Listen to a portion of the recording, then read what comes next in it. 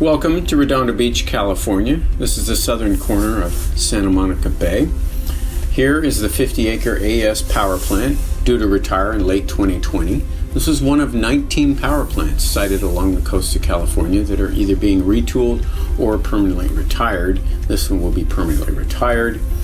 There in the background is King Harbor Boat Marina with 1,400 slips and the beautiful Palos Verdes Peninsula.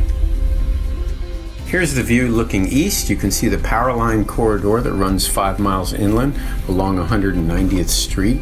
And off to the right is a beautiful Wyland whaling wall. This is where the power plant sits today, on top of the old Redondo Salt Lake. This photo is from 1908. This particular site is state landmark number 373 in honor of the Tongva Indians who inhabited this area for generations. The community is now looking to capture a piece of its natural history and create habitat by restoring some of this wetland.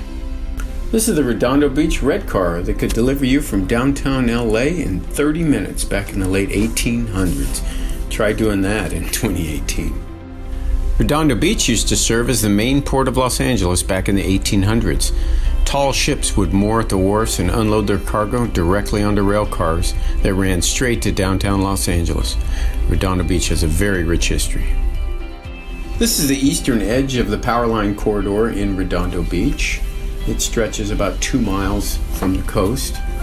Mostly it's nurseries underneath the power corridor. Those are some of the large towers that can be removed once the power plant is permanently retired.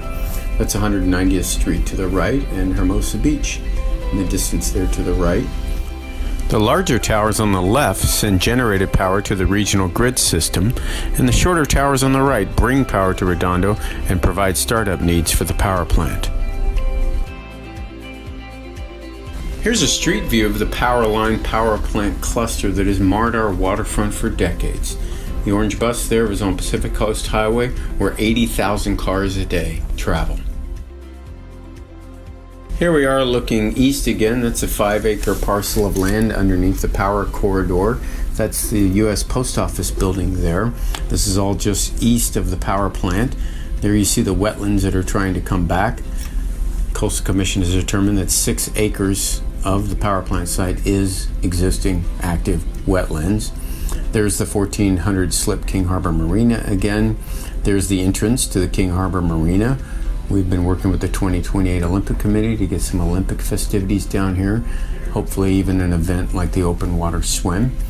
There's our beloved Seaside Lagoon, which is a saltwater pool that's very popular in the summer. There's a small pier, a sport fishing pier we're going to rebuild. And there's our larger pier there in the distance.